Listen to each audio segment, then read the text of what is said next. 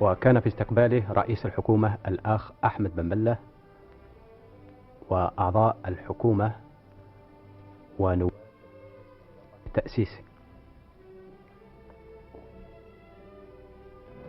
وكانت فرقة من الجيش الوطني الشعبي تردد التحيات العسكرية.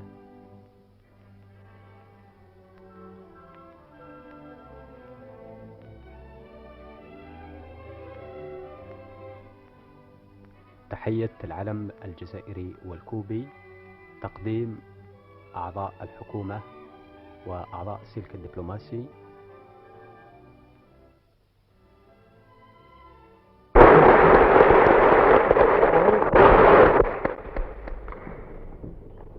Chers frères de la République algérienne démocratique et populaire, je dois vous confesser que j'ai beaucoup hésité avant d'accepter de paraître devant vous à l'occasion d'un événement comme celui-ci. J'ai hésité parce qu'étant donné la qualité des techniciens du monde socialiste ici présents et aussi d'autres pays du monde, ma contribution ne peut rien apporter sur le terrain théorique aux expériences qui l'ont déjà exposées. Et sur le terrain pratique, notre jeune planification n'a pas grand-chose à dire. J'ai accepté l'invitation pour vous faire seulement une petite histoire de notre développement économique, de nos erreurs et de nos succès qui pourront peut-être vous servir dans une future plus ou moins immédiate. Nous disions par exemple, nous avons besoin de 22 millions de paires de souliers. Qu'il faut-il pour cela? 1 million de pots, tant d'ouvriers, tel rythme de production dans nos tanneries, tant de matières premières importées et tout ce qui s'ensuit. Nous avions un plan, 22 millions de paires de souliers. Nous ne pouvions pas arriver à réaliser cela. Jamais l'industrie cubaine n'avait produit plus de 10 millions de paires de chaussures. Il est vrai que la capacité de production existait. Peut-être aurions-nous trouvé les pots nécessaires. Mais cette réalisation impliquait l'existence de toute une organisation que nous n'avions pas encore. Seulement nous avions établi l'objectif final et les tâches principales de manière superficielle. Nous n'avons pas eu de pot. Il n'y avait pas de possibilité de se ravitailler en cuir. Nous n'avons pas pu approvisionner nos tanneries de manière adéquate. En définitive, le premier plan fut une manifestation de subjectivisme absolu. Il était essentiellement basé sur l'arithmétique des possibilités réelles lorsqu'elles sont considérées une à une, mais impossible à réaliser tout ensemble. Voilà ce qu'il en était pour les décisions prises au sommet. Qu'en était-il pour celles prises à la base?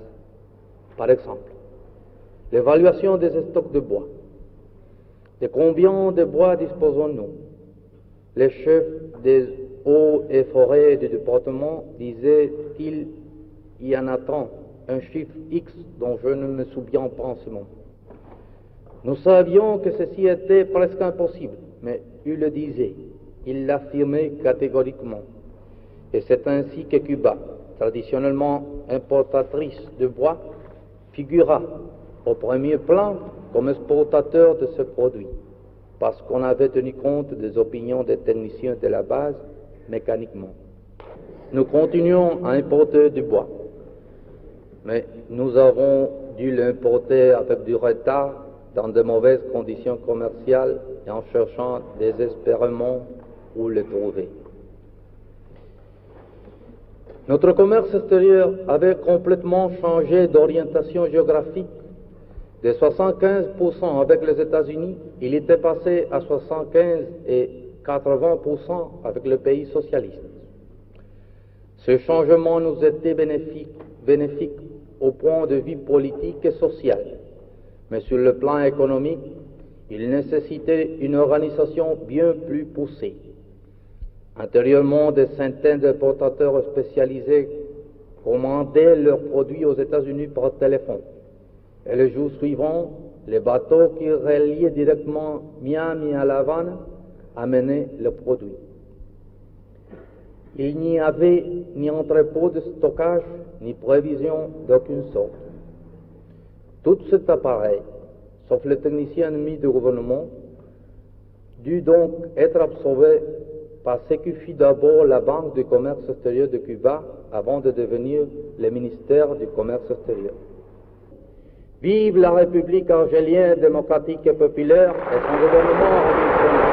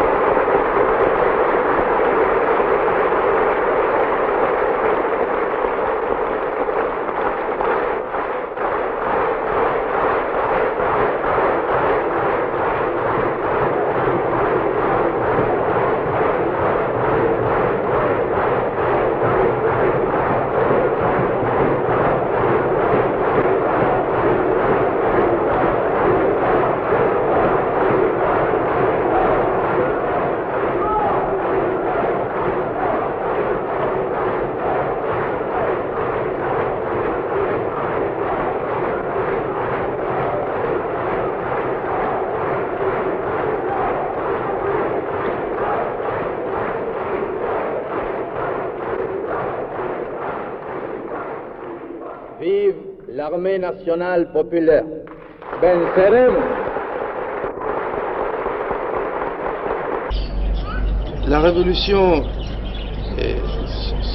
serait trop long d'expliquer tout.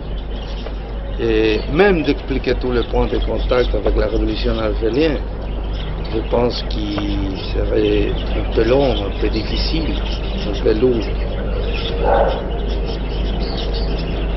Je pense que la principale, la chose où nous devions mettre l'accent, c'est que la base, le fond social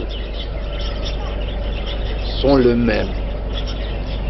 Le problème du colonialisme ou de l'impérialisme qui pèse sur un pays oblige à ce pays à prendre des mesures pour lutter pour sa liberté. L'impérialisme, plus ou moins, prend les mêmes contre-mesures. C'est pour ça que, malgré toutes les différences qu'il y a entre les deux peuples, les régions géographiques où ils sont placés, il y a une ressemblance plus ou moins grande, au fond. Et c'est pour ça, je pense, que nous pouvons nous entendre si bien.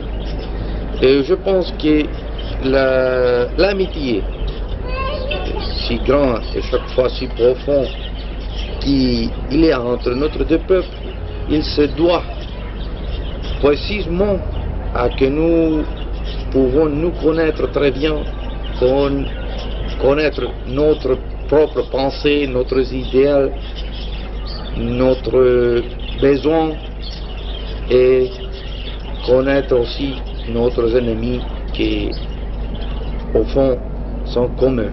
Et je pense que c'est là la chose importante.